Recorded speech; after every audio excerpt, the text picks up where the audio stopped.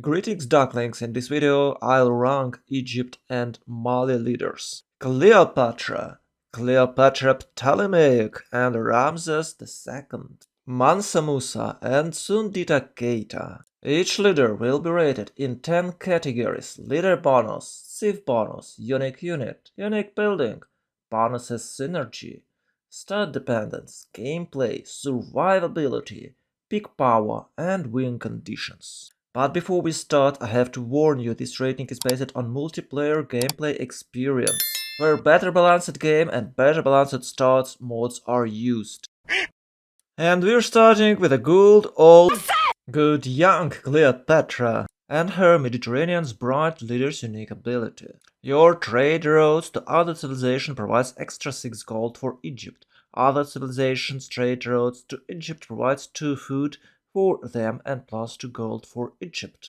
Trading with allies earns twice as many bonus alliance points. This ability allows Cleopatra to form strong bonds with her and her trading partners. Unfortunately, it gives you low direct bonus. It scales better with the late game, but it makes you hardly dependent on your alliances. And as we know, there's only one victor in Civilization 6 game, so cooperation can't last forever, at least you're playing teamers games. It's not that bad bonus, but it's not that good either, so I rated it with a 5 apples. Iteru, civilization bonus, which grants you 25 production to districts and wonders placed next to the river, does not receive damage from floods. Amazing bonus works from the very beginning of the game till the very end, but it requires you a river tiles. Also, that means you'll build all your districts right next to the river, so you might not have any flood plants bonuses. Like Pantheon, Radio Fruits and Marshes looks obviously the best pantheon for Egypt, but you won't get as many yields from it as you'd like to, because all your district will be located on that plants and you can't work that tile in the later game. But still, extra 25% production is super cool. You can build wonders in almost no time. You get a lot of temper early in the game. That is why I rated this bonus with the 7 apples. Unique unit Mariano Chariot Archer. It does look like extremely strong unit, which it actually is. But it's located in not very popular technology and you probably don't really want to build it that early. There is a couple of strategies of its usage in an early game aggression, but it's not very effective. Mostly because of its price. It costs 40 production. I remind you that Horseman costs 40 production. And you can just spam it as in the good old days.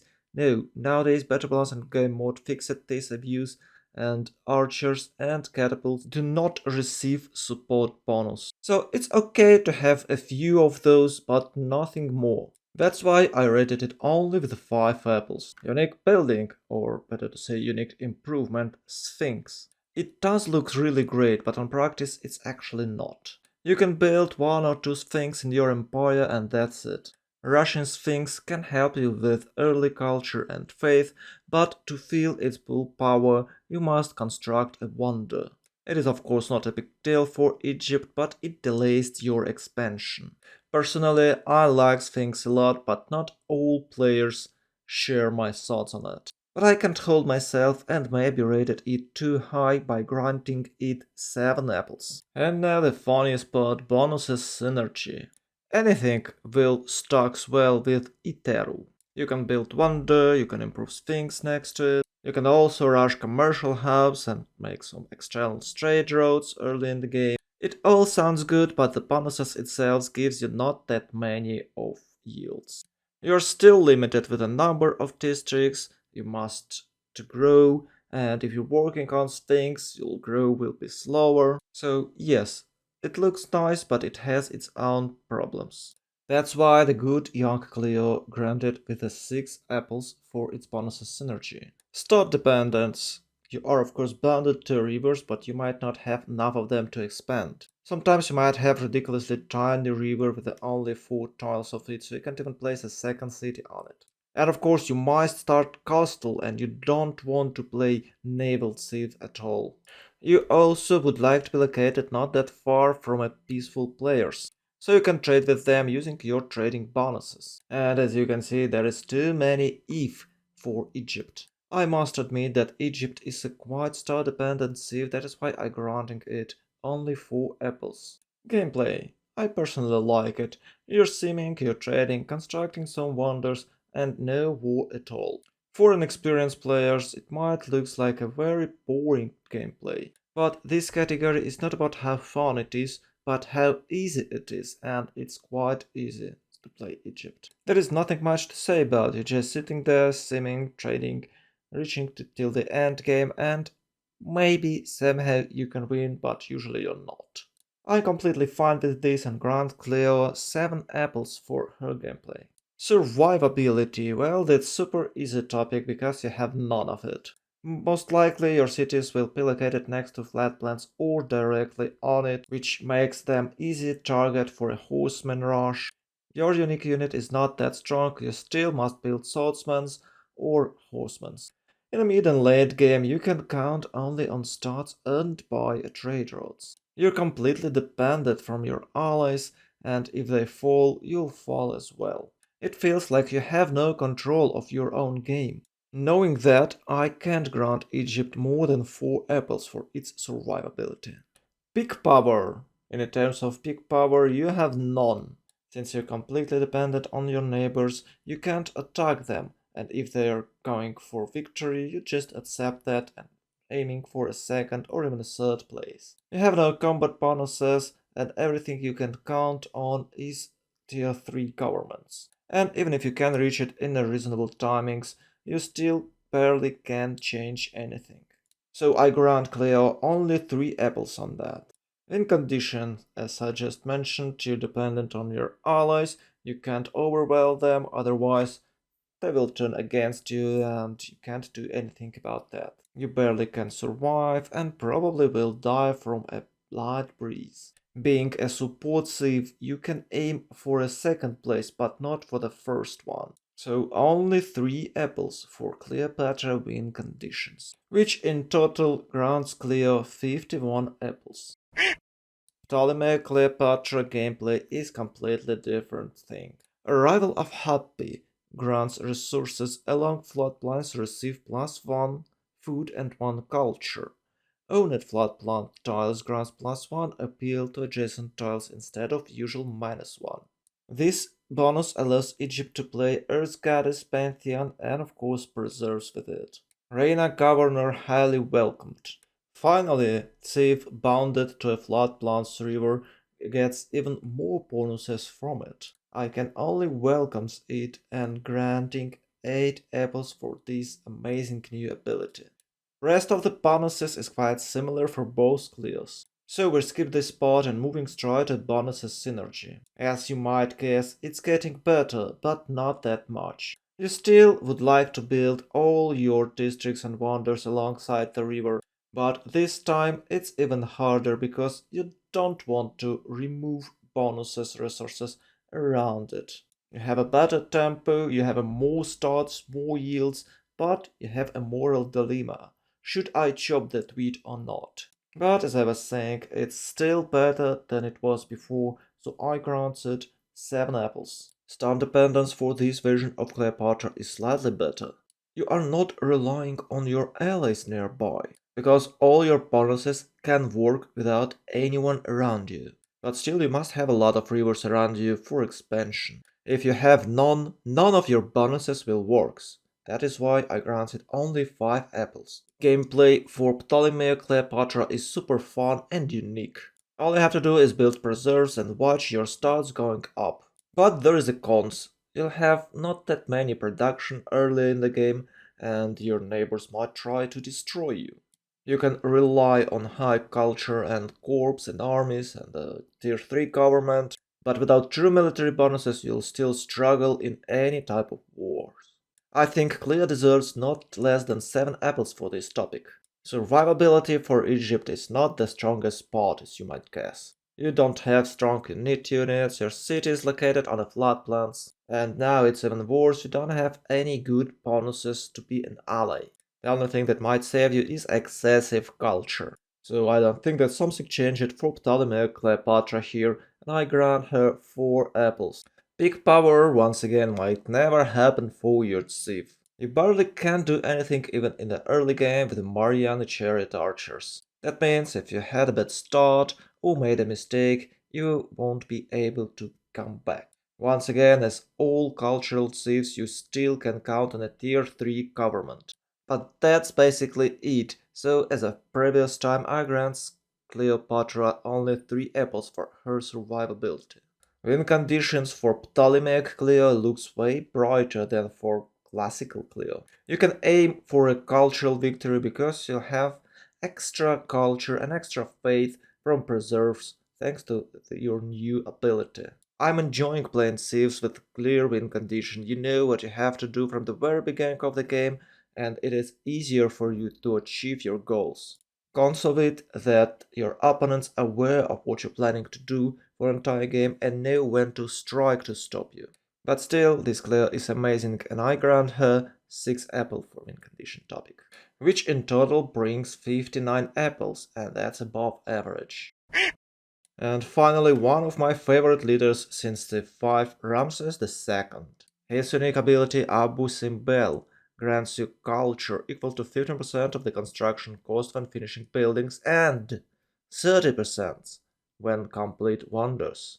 This is like built-in Ayutthaya but even better. I can't even describe how powerful it is and how much culture you can farm with it. It is obviously one of the strongest bonuses in the game, and I grant it 10 apples. Once again, we're moving straight to the bonuses synergy, skipping that part that we discussed earlier. Now all comes together for Egypt. You build wonders, you get culture, you build Sphinx next to it, you get extra culture and extra faith from Sphinx tiles. You build districts faster so you can build buildings in it and get even more culture for that. Yes, Mariana Chariot Archers, like all unique units, it's just a unit, so not stacking well with all the bonuses. But you cannot disagree that Ramses II is the best Egyptian leader in a Civ 6. And I'm not allowed to rate his bonuses synergy less than 10 out of 10. But he of course has his own problems and he completely depended on his starting position. You must have plenty of rivers to settle on, otherwise half of your bonuses will not work. But because of Abu Simbel, you're not relying on anything else but rivers. So I think he's slightly better than Cleo and worth of a 6 apples. Gameplay for him is super fun and easy. You just sim and out of nowhere you get extra culture. You have amazing tempo in its civic trees and you can reach nationalism, mobilization and of course tier 3 governments faster than anyone else. The funniest part of course when you're constructing some cultural buildings which grants you extra culture and they grant you culture because you just build them. It's such a cool things. Your culture is just exploding. I really enjoyed playing him, and I'm sad that I can't grant him more than 8 apples for this topic.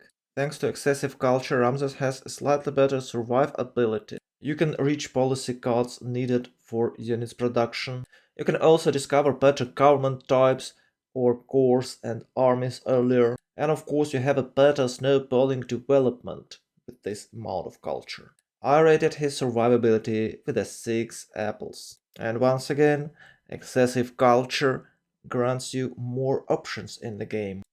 You're probably tired of hearing this, but tier 3 government for Ramses it's not that far as for other civs. You can even play science spamming campuses in every city, but you'll still get your extra culture and reach tier 3 government quite early in the game. With that timing, you can actually change something in the game. You can attack someone who won't have fascism and you can wipe him out.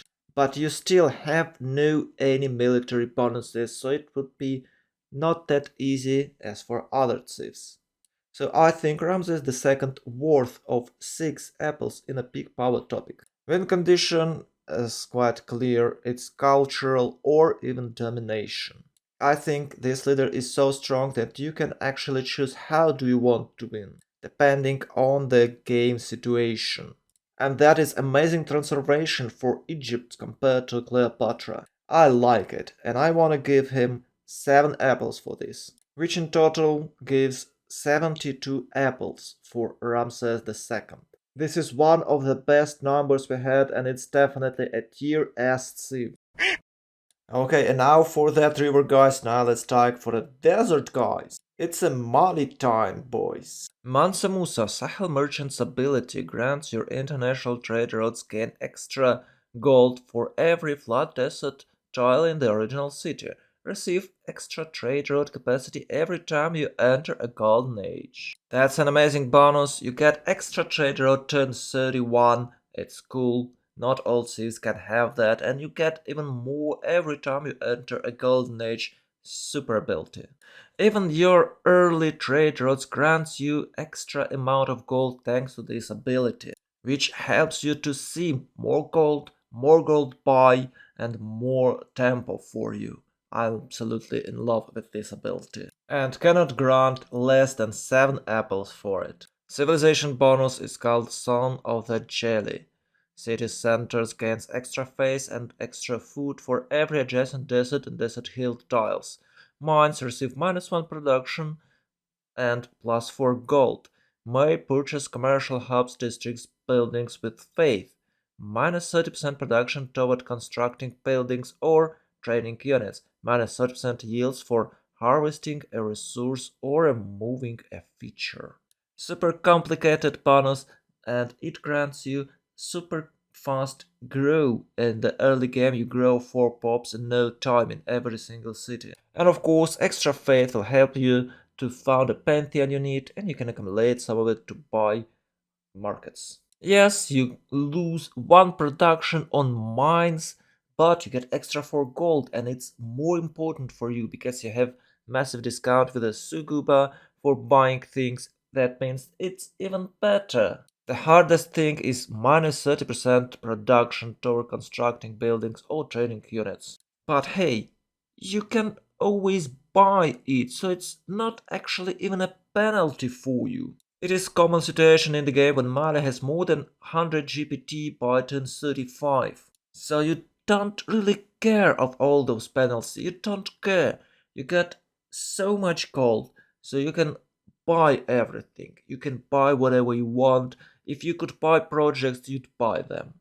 I'd like to give Mali 10 out of 10 apples for its Civ bonus, but in early game that 30% penalty hits you hard. So only 8 apples, I'm sorry. Unique unit, Medical Cavalry.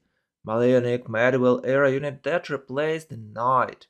Trade units are immune to being plundering if they are with 4 tiles of a medical cavalry and on a land tile. Combat victories provide gold equal to 50% of that unit's base combat strength on online speed. What can I say? It's awesome knight, it's stronger, it helps you to protect your trade routes, it's cool. Mali able to reach this unit with a quite good timing, so if you haven't done any damage before Monte Carlo, you hardly can do any damage after till the end of the game. So I guess it was at least 7 apples or maybe even more. And now one of the strongest districts in the game, Suguba. A district unique to Mali specializing in finance and trade that replace the commercial hub. Units, buildings and districts are 20% cheaper to purchase with gold and faith in this city.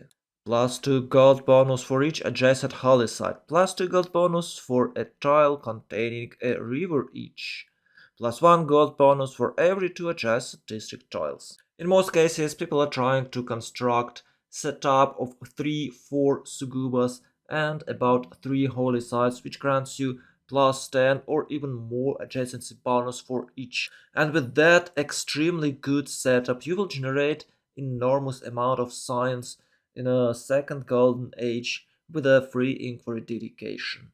This district works well with all game mechanics, and I can't grant Mali less than 10 apples for it. As you might guess, bonus synergy for Mali is amazing. You can generate golden face which you can spend to generate even more golden phase, and you can buy everything with gold. So it is 10 out of 10 and no words needed. And now it's time to discuss the third part, stud dependence. For a vanilla Civ, it is a disaster. You won't have enough heals, you won't have any resources around you, and probably will find yourself in a flat desert with a couple of oases. For a PPG mod, it's different. You will have extra copper, extra hills, extra desert, and even with all of that extra resources you get with a PBG, you are still in danger of getting super bad start.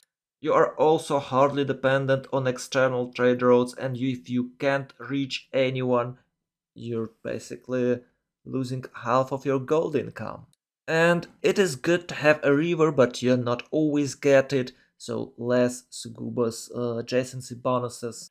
And you can't always play the meta strategy, so you have to figure it out what to do every single start for yourself.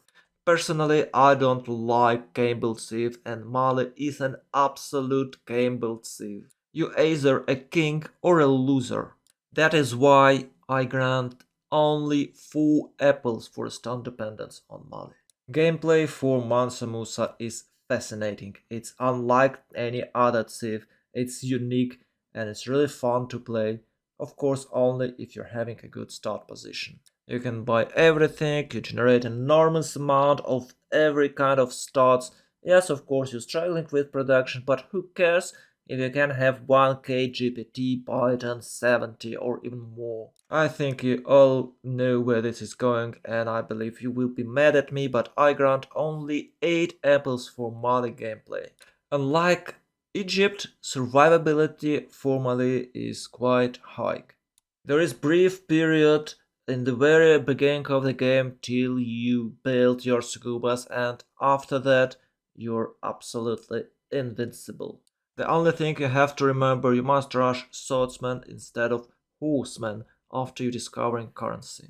Because you won't have any horses in a desert, and in most cases you will have about 1 or even 2 iron deposits on those hills. With that tech you can buy warriors, upgrade them into swordsmen, and have extremely strong early game army. And with a Mandikalu cavalry you can even counter-offense someone if you'd like to. To be honest, I was surprised how strong Mali is. So I grant Maksa Musa 7 apples out of 10 for its survivability. Peak power. Can Mansa Musa change something in a game? Yes, he can. As I was saying, with the second golden age, he generates extremely amount of science and can decide should he go top or bottom. If you go top, you can go factories, labs and GDRs. If you go bottom, you can reach tanks or cuirassiers fast. One way or another, it's up to you how to play it, and you must be aware that you can be aggressive, you can afford it. But unfortunately, you can't attack anyone you want because you're hardly dependent on your external trade routes. Sometimes it might be Kumasi or Shingeti for you to trade, but generally you'd like to trade with a player. And only because of that situation that you can't attack your trading partner or you will lose some profit if you attack him, I grant Mali 6 apples for peak power. Win conditions for Mali quite various because you can buy almost everything. With the Reina promotion you can even buy spaceports, with a discount of course. But unfortunately you don't have any specific type of victory you'd like to achieve. I don't really like it, and maybe you'll disagree with me, but I grant Mali only 4 apples for its win conditions. For me, Mali, first of all, a support Civ in a 4v4, and sometimes it have to carry, but there is way more stronger Civ to carry the game. In total, Mansa Musa earned 71 apple, and it's definitely a tier S Civ. And the last for today is a new Malian withered king, Sundita Keita. His unique leader bonus is Sagolon. It costs 20% less gold to recruit great people, and the market grants 2 great rider slot. great works of writing receive +4 gold and +2 production. As for me, it sounds cool, and you can get about 2 early writers, maybe 3 if you're lucky enough, but it will cost you your tempo. You must accumulate 500 gold so you can spend it. You probably will start with a 4, maybe 5 cities, and that's it. Compared to Mansa Musa, you are way behind, even though you get extra culture. Playing Mansa Musa, you still can gold buy great persons. Yes, it will be cost you a bit more, but it's not crucial. Plus, you have way less gold income from early trade routes, which affects your early game surely. It is of course strong bonus, but I think that Mansa Musa's bonus slightly better for development. That is why I granted only 6 apples. The rest of the bonuses is similar to Mansa Musa, so we'll moving on for bonuses synergy. And as with the previous case, you have extremely good synergy. You generate more gold, you spend gold to get more bonuses, which grants you even more gold.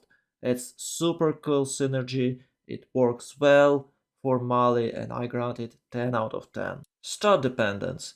Well, we have same problems for Sundita Keita as for Mansa Musa. It is still a gamble if you dependent on a good start, you dependent on a good location, so you can trade with someone. Of course, you can have nice game, even super game, without trading with anyone on the map, but it is always better to have a trading partner. It is what Civ 6 about, and Mali is trader-oriented Civ, so you must find someone to trade. And on top of that, you must have good starting location, because you start in a desert and without any resources, you probably can't have good tempo and eventually will stay behind. And that is why I'm once again granting Mali only 4 apples for its stud dependence. Gameplay is still great for Sundita Keita, but I like Mali more. He still has all the problem that Mali has, but he got even less gold, and you must spend your gold to buy early game writers or any other great person, because it's your Civ ability, you can't just avoid it. You still have plenty of gold, but you spend it differently, which I don't like. That is why I grant him only 7 apples for gameplay topic. Survivability is still strong with this one. It's basically the same as Melee. You go Swordsman, you got Monte Carlo, and you gold buy everything else. Maybe it's even slightly better because of your extra culture, but from another hand, you have to spend gold to buy that extra writers. So I think it's even for both of them. Peak power. Well, you can buy units, you can buy GDRs, you will have a lot of science in the mid game, so basically it is the same. I even think you reach tier 3 government with a similar timings, even though you can buy a couple of books early. So here I'd say it's the same situation that with the survivability they're both even and both get 7 apples for a peak power. But with a win condition, I think Sundita Keita is slightly better than Mansa Musa. Because of his ability to buy great persons, you can buy some engineers, you will buy early writers, you will buy all sorts of great persons. You can even buy a great general if you need it and make a surprise attack against your opponents. To be honest, Mansa Musa can do the same, but it will be slightly harder for him to get it. So yes, because potentially Sundita Keita can reach tier 3 government faster and other policy cards, I grant him 5 apples for its win condition topic. Which in total gives us 70 apples, and this is tier A plus or maybe even tier S Civ. So that's basically it for today, boys and girls. Thanks a lot for watching, don't forget to leave a comment, like, share and subscribe. This will help this video to grow and the channel with it. Sending you some positive vibes, much love, have a nice day.